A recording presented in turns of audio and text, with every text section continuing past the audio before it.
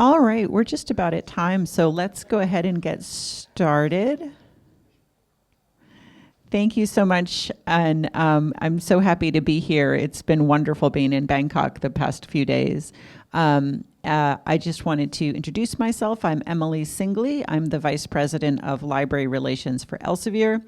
And in this session today, I'm going to be talking a little bit about the AI transformation that we're all sort of experiencing and the role that libraries are playing in ensuring that that transformation happens responsibly and in a way that really supports the students and researchers and faculty that we support at our institutions. So I'm going to start with just kind of an overview of the AI transformation itself and sort of how it's rolled out and kind of how it's working for information seeking in particular. And also, I'm going to share some data around current AI use by both students and by STEM researchers, including sharing a recent report that Elsevier did in this space, Understanding AI Usage. And then I want to move into some case studies on the role of libraries and how libraries are supporting AI at their institutions. And of course, I want to have time at the end for discussion and questions from all of you. So a little bit about me. I am an academic librarian by training. So most of my career I have spent in academic libraries. I was trained as a systems librarian, so I came up on the technology side of libraries, and I have an IT background. I worked at both Harvard University in the United States and most recently at Boston College in the United States, where I was the Associate University Librarian for Technology and Technical Services. Then a couple of years ago, I moved to the vendor side, and I've been on this big adventure working for Elsevier. And this was actually kind of a more natural transition than you might expect, because as a librarian and as a technology leader, I was partnering very closely with vendors. Including having the opportunity to serve on the seamless access project with the National Information Standards Organization in the US, and sat on that committee with my now current boss at Elsevier, because that was a partnership around moving libraries from IP access to federated authentication. And of course, publishers needed to partner very closely with libraries to ensure that that happened in a responsible way. And so when I had this opportunity and my boss reached out and said, we're building this library relations program at Elsevier. We're interested in you because you've had experience partnering with us. I said, sure, I will go and continue to work in this same way with library partnerships, but now from the vendor side. And so now I'm deep into the throes of AI and how libraries can partner with publishers in that way. So that's a little bit about what we're going to talk about today. So let's just kind of remind ourselves where we are and how we got here. So how many of you have used a generative AI search tool or a tool that helps you find or understand information? Not today, because I know we've all been in these rooms, but in the last 24 hours, how many of you have used generative AI in some shape or form? So if you've run a web search, you've used it, right? So if you have engaged with the internet, unless you're one of those people who knows how to turn it off, you have used it. So, right, it has just transformed everything about the way we engage with information. And one of the ways I think about this is it's really made full text understandable by machines, right? Full text used to be like just a blob to a computer.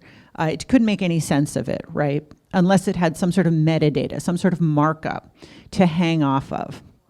And I don't know how, I have gray hair. I remember this 2001, Tim Berners-Lee, who was the inventor of HTTP protocol and invented the World Wide Web, browsers and search and everything that we know of today. Back in 2001, he envisioned what he called the semantic web, right? The web was going to be a place where you could understand full text information. But the way we were going to get there was through markup, right? Through linked data. You guys remember linked data? BibFrame and, schema.org and all these things that we were trying to use to transform the web into a semantic machine.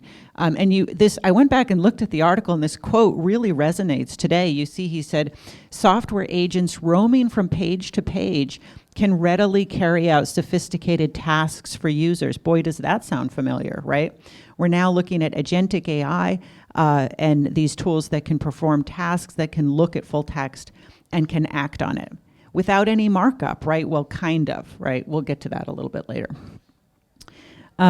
So we are actually experiencing this change now. Full text has become, in a sense, semantic due to these neural nets and these large language models and deep learning technology that can contextualize language, that can sort of understand the relationships between words. Now, it's important to note that large language models, neural nets, aren't actually doing any reasoning or thinking. They're just probabilistic guessing machines, right? Very important to keep that in mind as we use these tools, right?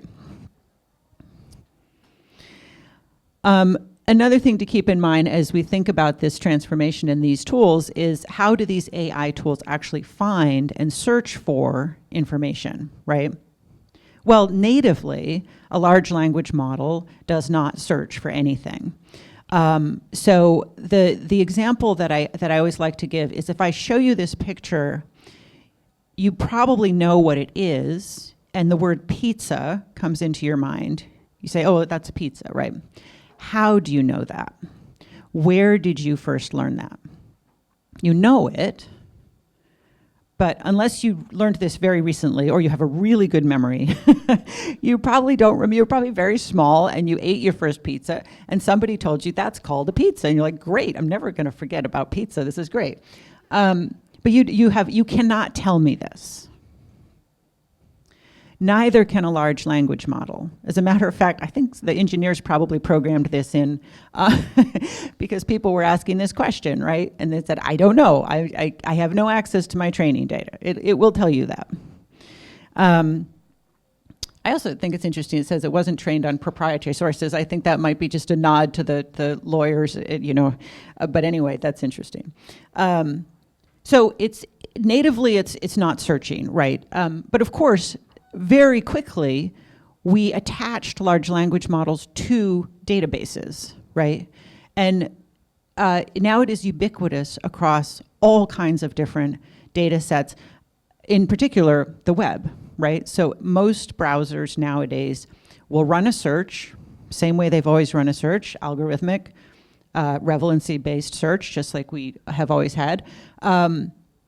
And then the large language model will be able to go through and analyze and look for patterns in that result set and pull back some kind of summary or contextualize it for you, organize it for you, right? So this has now become ubiquitous across the web. But I think as libraries, as academic institutions, what we have to be asking ourselves is when our users use these sort of ubiquitous, generic, AI-driven web search tools, what exactly are they getting back and what are they searching, right?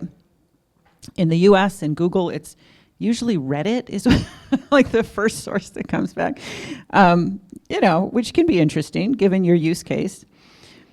So what I think we really need is we need library, what I call library AI, right? We need AI that is led by libraries and driven by libraries. And these need to be fit for purpose scholarly tools, right? Which means, of course, that they need to have search, but they need to be searching library content. They need to have good structured metadata behind that search. And yes, the large language model, the natural language searching, all that good stuff, the ability to make sense out of those blobs of text, right? We want to maintain that, but we want to put it over library content.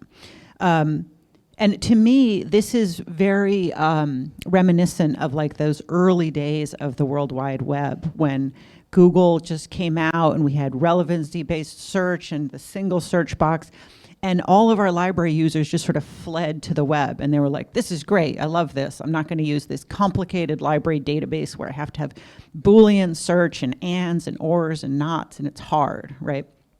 So back then we had to talk to our students and our researchers and say, hey, don't go to Google, don't go to the open web, come to the library, right? And we're still having that conversation today where we're saying, don't go to fill in your large language model name there, go to the library, right?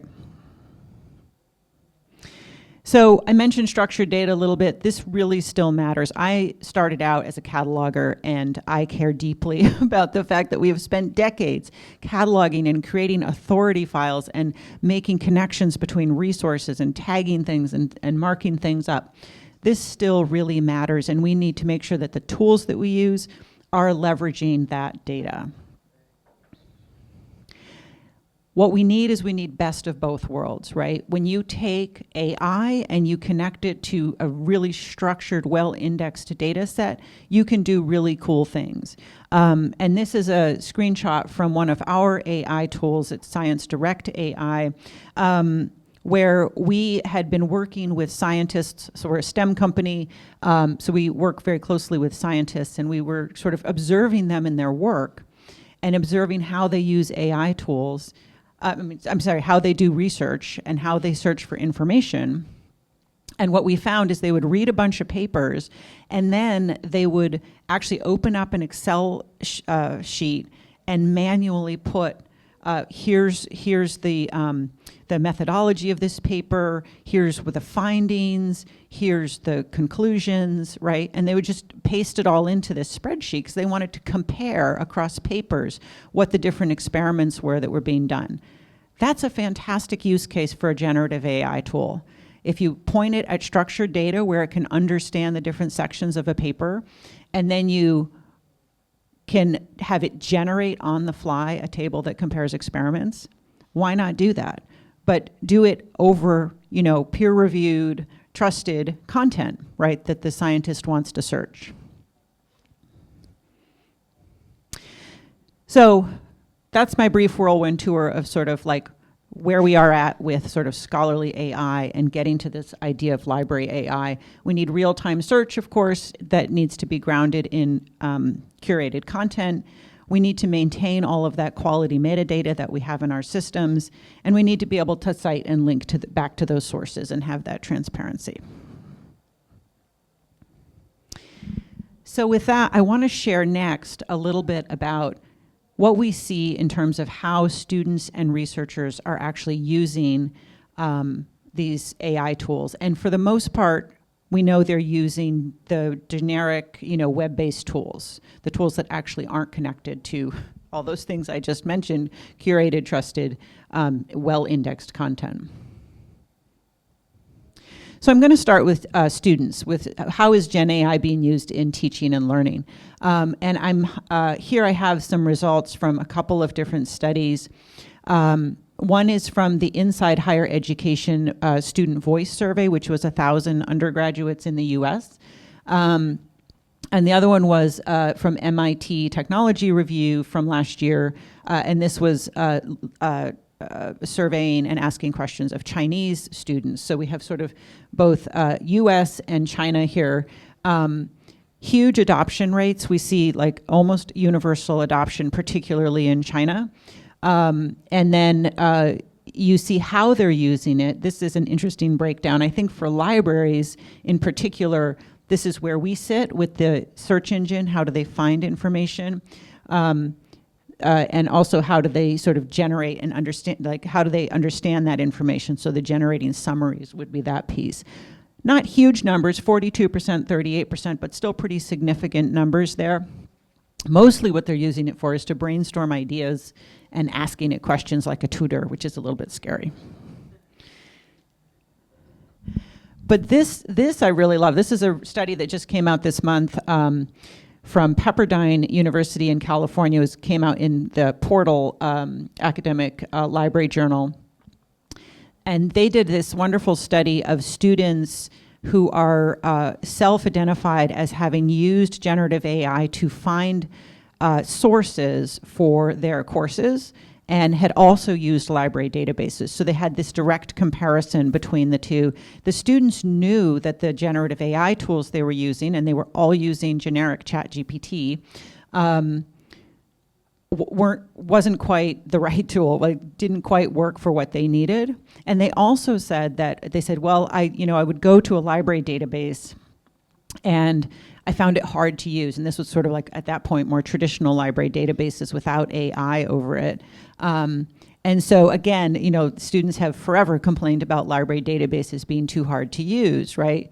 But they got much better sources when they went to the library. So we see this gap. Interestingly, this is, again, back from the Inside Higher Ed survey. Students are looking for both guidance from their institution. They're looking for policy, clear policy. And they're also looking for instruction, education on how to use AI. Some big numbers there. And pivoting over to researchers, the next few slides I'm going to be sharing are about how STEM researchers, how scientists and clinicians are using generative AI and what they're looking for in an AI tool. This is from Elsevier's most recent Confidence in Research report. It's called Researcher of the Future. We do these pretty much every year. And this just came out, and the URL is there, but it's free, so you can take a look at it. Again, really similar numbers here. Also, big difference with Asia versus the rest of the world. Lots of researchers are using it. They're using it not only in their personal life, but also in their work. Big jump from the last study we did in terms of how they're using it in their work. Highest adoption rates in Asia. We didn't actually break out by country, but just Asia as a region compared with the rest of the world. And very similar to students, they're looking for governance and policy at their institutions, and they're looking for instruction. This is interesting because of the difference with students. This is how they're using it. Students, as you recall, about 43%, I think, were summarizing sources and finding sources. Researchers, the number's higher. That makes sense because if you're more advanced in your field, you're more likely to be looking for papers, reading papers, whereas undergraduates maybe not as much. And they have some other use cases here too that you pretty much what you would expect in terms of writing, analyzing data, et cetera. This finding kind of blew me away. So huge numbers using it, but they don't trust it. And this is also similar to what we saw with students. They know they're in the wrong place, right, with these generic tools. So, and these are their concerns. I thought it was really interesting that the one on the bottom, 26% are worried they're actually going to be devalued by AI. Like they think AI might replace them. I heard this from a researcher just the other day when I was visiting a university in China. And they're also experiencing information overload in a sense in that there's just too many tools out there and they're having trouble, determining which ones are valuable and which ones to use, right? We also asked in this study, we said, well, okay, what do you want from an AI tool? And not too many surprises here. They want to be able to see where the resource, how the tool got that information, right? You get back to the pizza, right? How did you know this was pizza? They want a clear link to the data, to the underlying source. They want current literature, quality literature, peer-reviewed content, and they want to know that they can trust it and there's human validation. And this just sort of summarizes what we just went over. There's this clear gap, both with students and with researchers, and they both are looking for instruction and guidance, and they know that there's something lacking in the tools that they're using. So with that, I'm going to move into the last section that I want to talk about, which is how are libraries sort of meeting this moment, right? How are they responding to this need, to this gap, and what's the role of libraries in all of this, right? So I wanted to just share some examples of where I see libraries really taking a leadership role and stepping up. And I think, we're seeing it at this conference where I think every other session is on AI, right? And we're all here and we're all learning. And I know that Erin Tay gave an excellent session the other day as part of the Force 11 pre-conference around, how to understand AI tools. So everyone here in this room is already doing this. We're all preparing ourselves for this transformation. But I wanted to give a shout out to a few different programs I see in terms of how librarians are upskilling and learning and teaching around AI. And the first one that I wanted to highlight is the RDMLAI course. And so this stands for the Research Data Management Librarian Academy AI. How many of you are familiar with RDMLA? A couple, yeah, 3 or 4, yeah. So RDMLA was a program that came out of the United States. It was a joint venture between a librarian at Harvard University's Medical Library and Simmons University's Library School. And it's fully funded by Elsevier in that it's absolutely free for anyone to take. It's a free and open online course. It's built by librarians for librarians, and the librarians who teach in the course are compensated for their time, which is excellent. And so RDMLA has been around for quite a while in terms of training librarians with research data management, but now they've just launched a brand new AI course and module. Which also includes really wonderful use cases on how libraries are adopting AI. I also want to give a shout out to the TULIP Leadership Training Program at National University of Singapore. So they have this program. It's been around for a couple of years now, and it's an in-person week-long training seminar. And we also are one of the sponsors of that program through the Elsevier Foundation. And that's a program which prepares librarians for leadership roles that are ready for sort of this digital transformation, this AI transformation. And the third thing on here is the ACRL, the Association of College and Research Libraries, has launched an AI competencies for academic library workers framework, which is a really helpful resource as you're thinking about how to upskill your staff and your library to be prepared for the AI transformation. The other area where libraries are currently leading and where it's really important that they lead is around research integrity. So one of the consequences of generative AI has been an uptick in fraudulent research.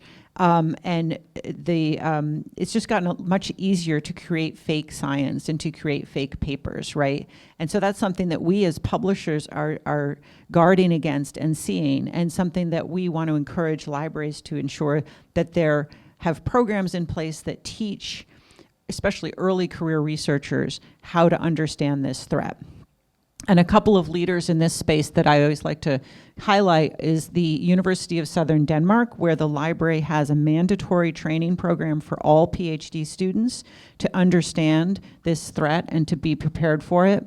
And also North Carolina State University, where we partnered with them to go to their campus and have workshops around how to publish and how to be aware of publishing responsibly, both in terms of plagiarism and paper mills and these kinds of threats that are out there.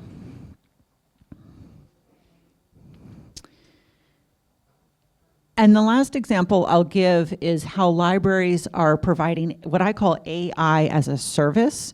So you have researchers on your campus who are using AI in their research. So they're utilizing large language models to analyze big data sets and do all sorts of sophisticated work in their labs.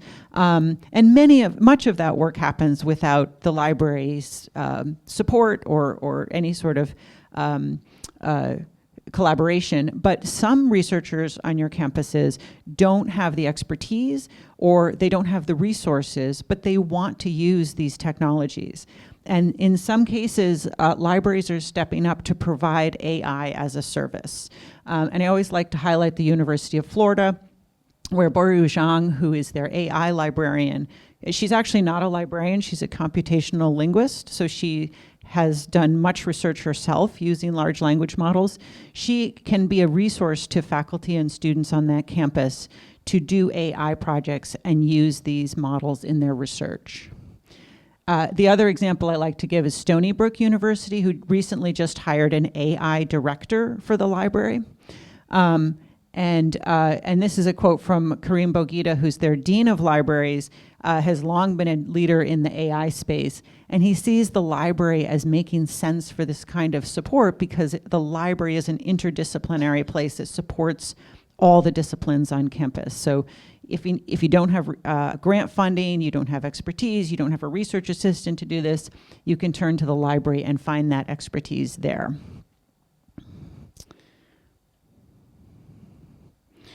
And of course, libraries are curating AI tools, right? We talked about how there's so many AI tools that are coming on the market, right? And how to make sense of them all. And we are seeing libraries exploring these solutions and implementing these solutions. I always like to talk about the Association of Research Libraries that's tracking this AI evolution in terms of their membership. These are top research libraries in the United States. And we're seeing some uptake in who's exploring and who's implementing scholarly AI tools. And as libraries take on this role as assessing AI tools and evaluating and curating AI tools, they're looking at different things. And we hear this from libraries all the time. They're assessing these tools as to what kind of search are they actually doing and how are they doing that search and what kind of structure does that search still have, right? How are they being transparent? Are they clearly indicating what they're doing and how they're doing it? What kind of content are they searching, right? And one thing that in the United States is a huge concern, and perhaps in other parts of the world too, is what's the environmental impact of the tool, right? We know these large language models have huge impact on energy use, water use, right? How are tool developers ensuring that they're not always using the large language model, they're using smaller models when they can.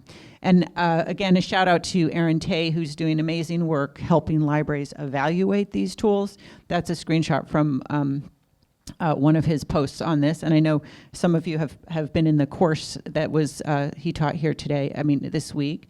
And then publishers are also coming out with guidance, and this is one of our more recent guides around agentic AI that we've put out at Elsevier.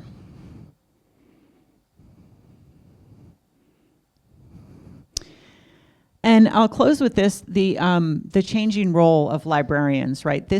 I mentioned Stony Brook, and they have a director of AI in their library, Nicholas Johnson. I was at a talk of his at CNI just a few weeks ago in December, and he shared this study that he did of U.S. library jobs over the last 10 years and how many of them are AI related. And you can just see almost 10% of all library jobs posted right now are something to do with AI. So we are seeing a real shift happening. I'm sure this is going to continue to accelerate.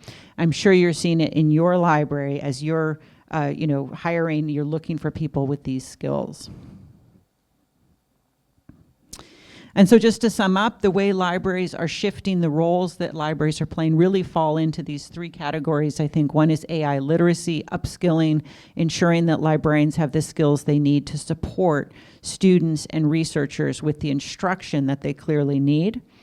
AI as a service, again, being that interdisciplinary hub to support faculty and researchers and students on your campus who want to use AI but maybe don't have the expertise.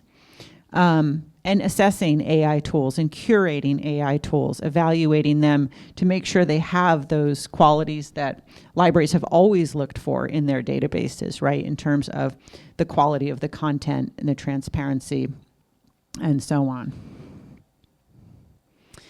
And I'll just close with this. At Elsevier, we have been collecting stories around how libraries are leading on kind of digital transformation, AI transformation. And some of the stories I shared with you today are actually from this collection, and you're welcome to go to our website and read more of them. Or if you have a story that you'd like to share, we're always happy to promote your work as well. And I think with that, we have plenty of time for questions and any kind of discussion that you may want to have. So thank you very much.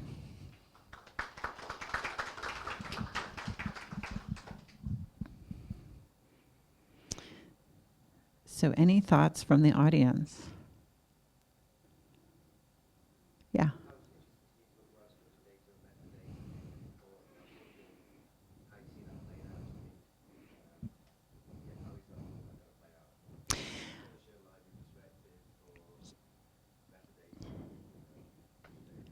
Yes, great question. Thank you. I think it's going to play out in that we have this kind of hybrid model that's developing now with retrieval augmented generation, right? Where we're pointing these AI tools at our library databases. So I think what I see happening at Elsevier and what I think is happening for other companies that build databases is we need to think about how we structure that data for machine access rather than human access, right? So we've always cataloged, we've always indexed, we've always created metadata. And we've done that both in libraries and we've done that in, as publishers.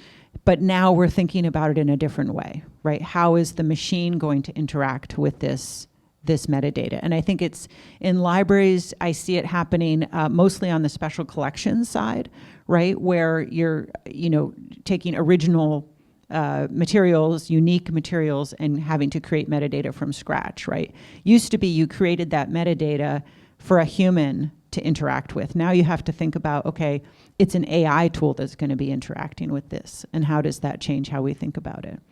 Yeah.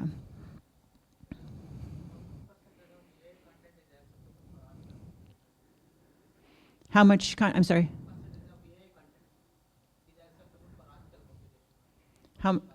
How much OA content? You mean like open access? Subscription or open access? Yeah. So in terms of Elsevier's tools, we have some OA content that's being looked at by the AI in terms of Science Direct AI. But primarily it's peer-reviewed content from our own database and also from our publishing partners with our newest AI tool. Yeah. Yeah.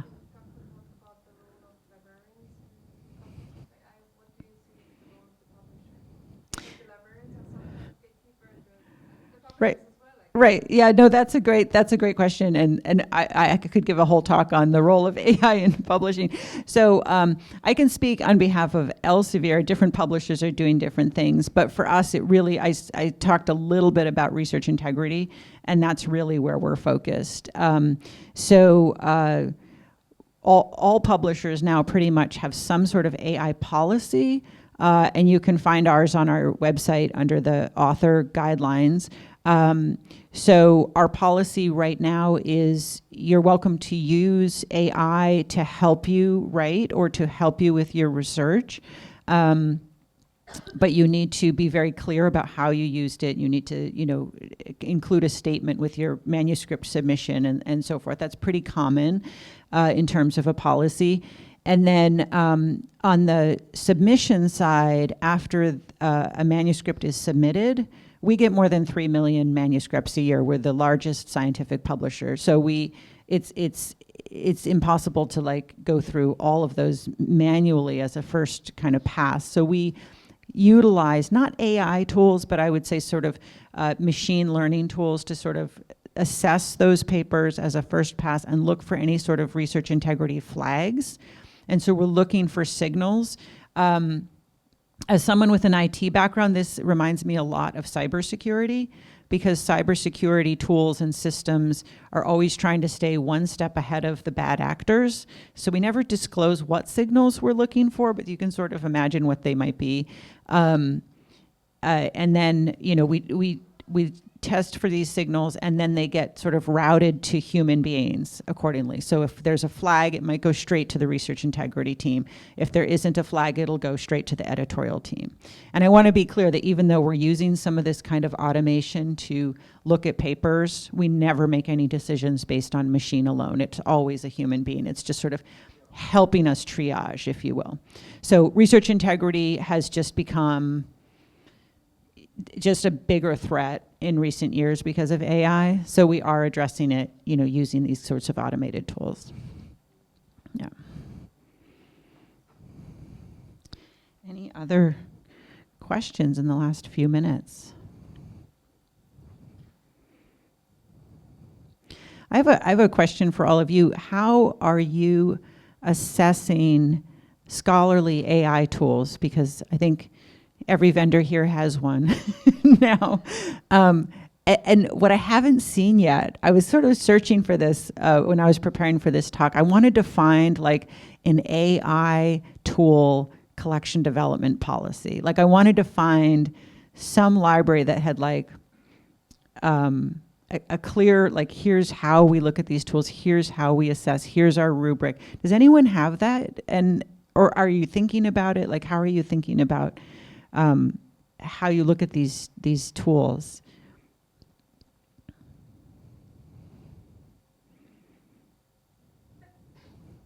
And how can we help? Like, how can vendors help you with that, if at all?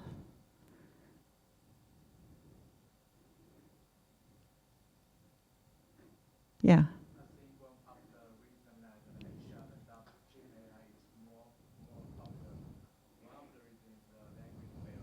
Ah, yeah.